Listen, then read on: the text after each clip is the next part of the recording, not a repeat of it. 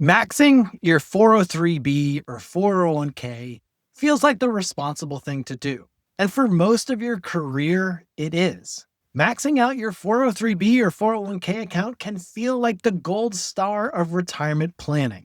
But if that is the only account that you build on for 25 years, you may retire with a 7-figure balance and very little control over your tax bill. That is the trap I call the one account default. It's the belief that funding one pre-tax retirement account every year is the whole strategy. Now, nobody warned you because every part of the system quietly rewards the default. I mean, think about it. HR makes enrollment into your retirement account easy. The record keeper keeps gathering your assets, and your CPA files last year's return. And you keep doing the thing that feels responsible. Until one day, the IRS has more control over your retirement income than you do. There is no friction anywhere in the system to make you stop and ask whether you should be saving differently, not just more. I'm Brett Fellows with Oak Capital Advisors, and this is Money RX for CRNAs and nurse practitioners. So here's what the one account default will cost you. You will arrive at retirement with $1, $2, sometimes $3 million concentrated in a single pre-tax account. Required minimum distributions, RMDs, forced taxable income you may not need. And that income makes more of your Social Security taxable. It also pushes your Medicare premiums higher.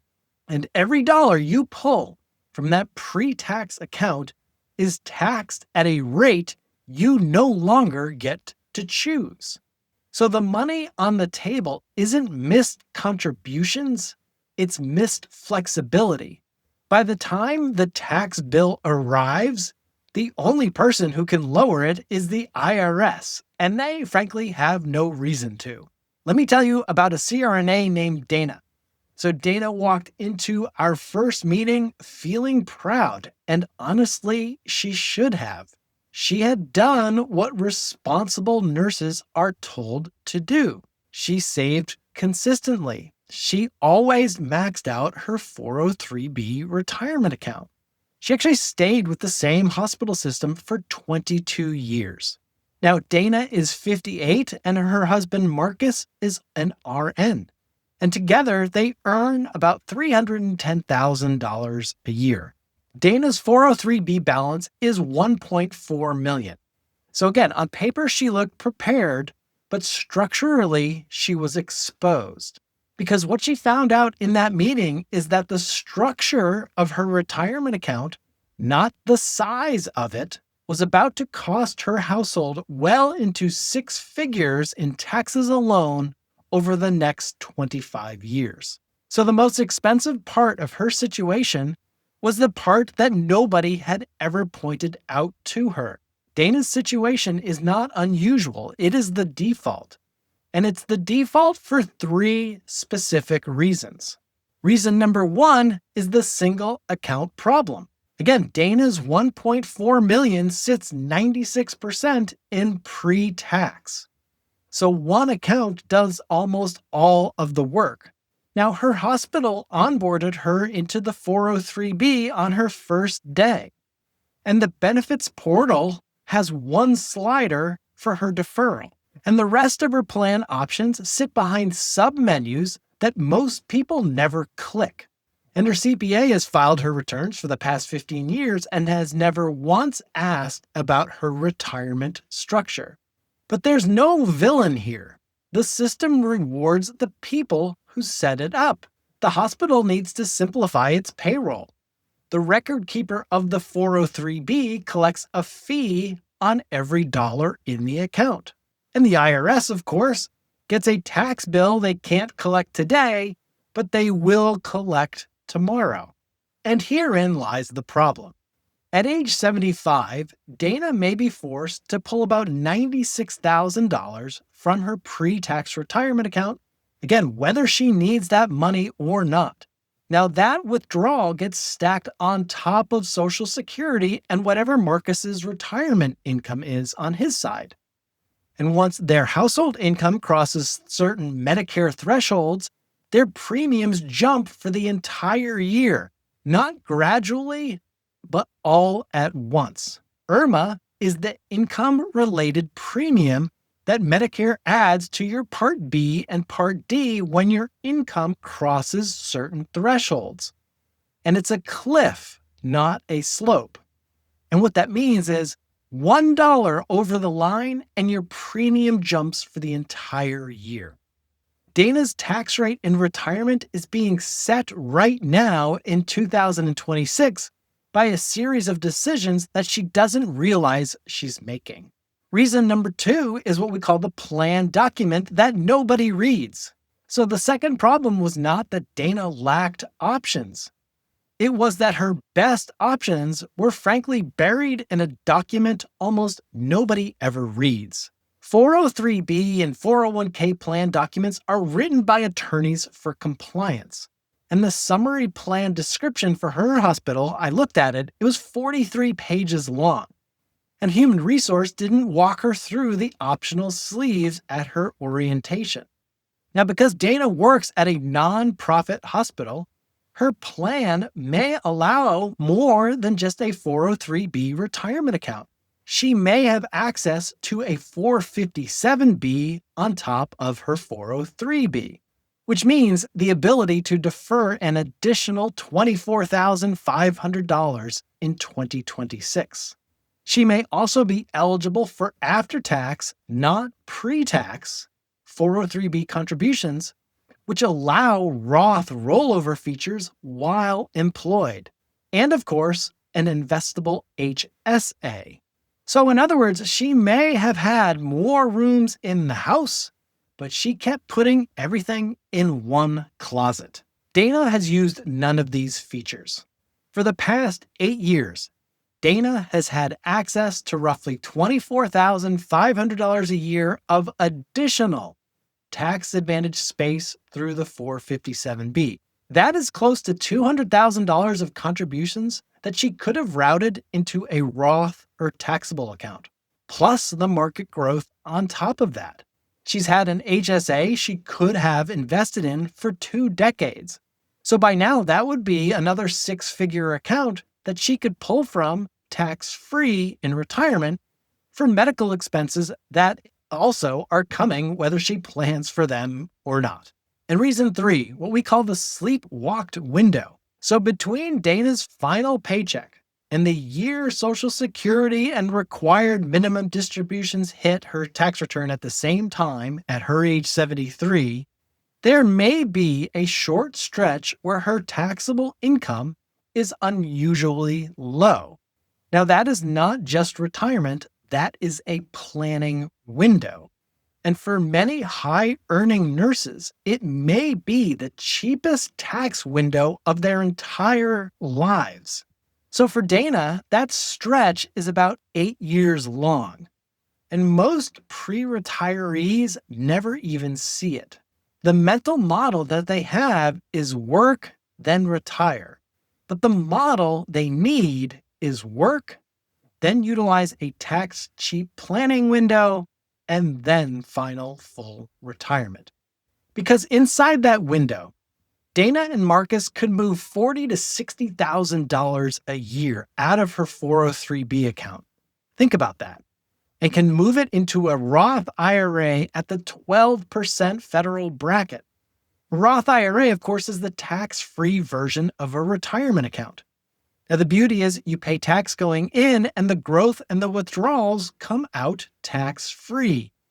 And there are no required distributions during your lifetime.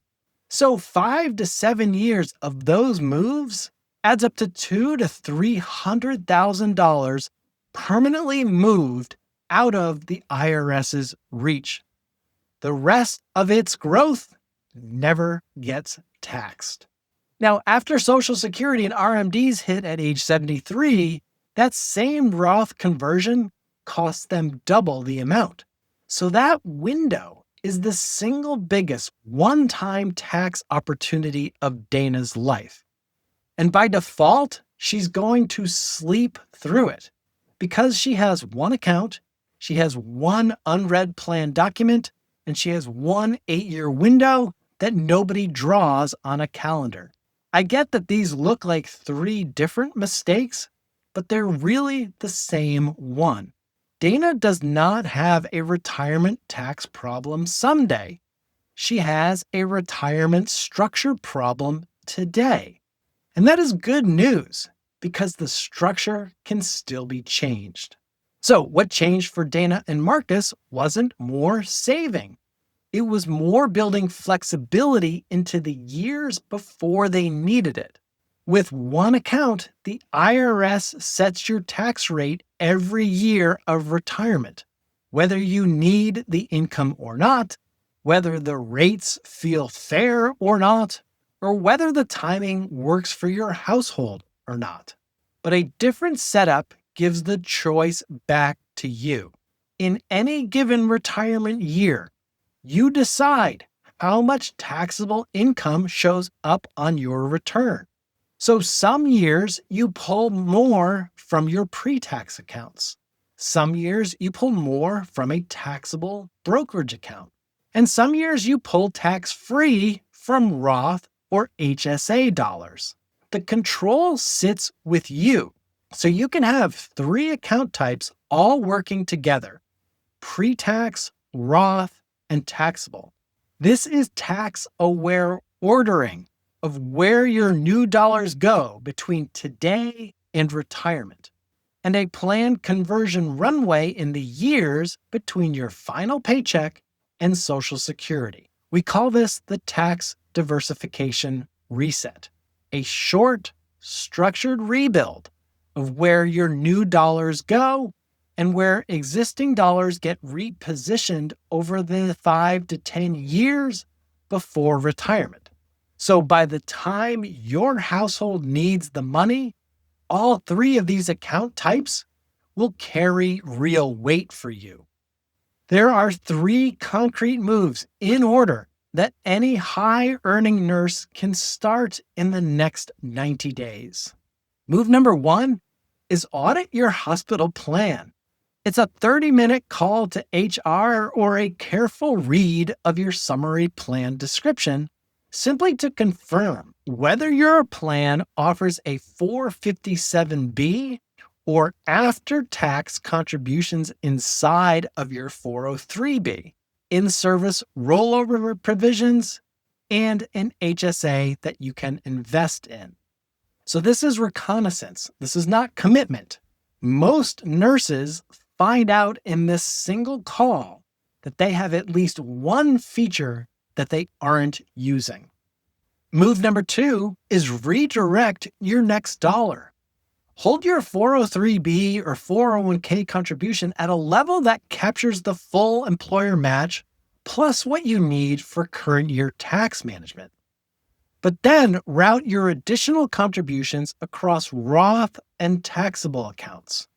Consider backdoor Roth IRA for both spouses if your income disqualifies you from a direct Roth, and use a taxable brokerage account that builds the cash you'll need for the next move. And keep your HSA contributions invested, not spent. So the total dollars you save don't have to go up, but the destination of those dollars has to change. And move number 3, draw the calendar. Map the years between your final paycheck and the start of Social Security or required distributions. That's your conversion runway. Move 3, I want you to draw it on the calendar. Map out the years between your final paycheck and the start of Social Security or required minimum distributions, because that's your conversion runway. Then plan 2 things. How much can you move out of the 403B or 401k each year of that window without triggering an IRMAA tier or pushing you into a higher tax bracket. And where the cash to pay the conversion tax is going to come from. The cash plan is what makes the conversion plan work. Here's what that looked like for Dana and Marcus. They redirected roughly $35,000 a year of new contributions across Roth and taxable accounts. Dana uses her 457B as a bridge account between retirement and Social Security. And then once retired, they convert about $55,000 a year out of Dana's 403B at the 12% bracket for 5 years, paying the tax from the new taxable account they built up first with cash. Across a 25-year retirement, the household pays approximately $190,000 less in lifetime federal taxes. They hold an additional $290,000 in Roth assets that grow and pass to their heirs without ordinary income tax. And they never cross the second IRMAA tier in any year. So the dollar number isn't the headline. The headline is that in every year of their retirement, the tax rate on the next dollar Dana pulls is a number she chose. It is not a number that the IRS imposed. Make sense? So 3 things to take with you. The money on the table isn't missed contributions. It's missed flexibility. 1 pre-tax account means the IRS sets your retirement tax rate. 3 account types mean that you do.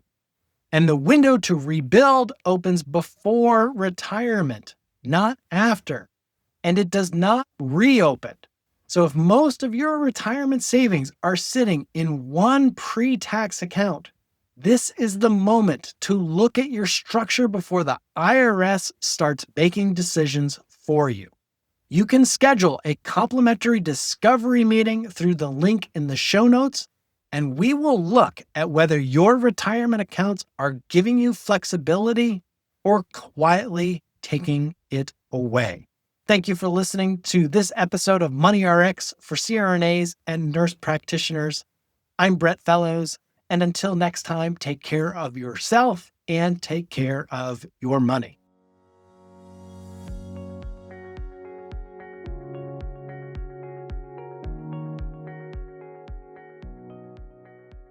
This podcast is for informational and entertainment purposes only. It should not be relied upon as a basis for investment decisions. This podcast does not engage in rendering legal, financial, or other professional services.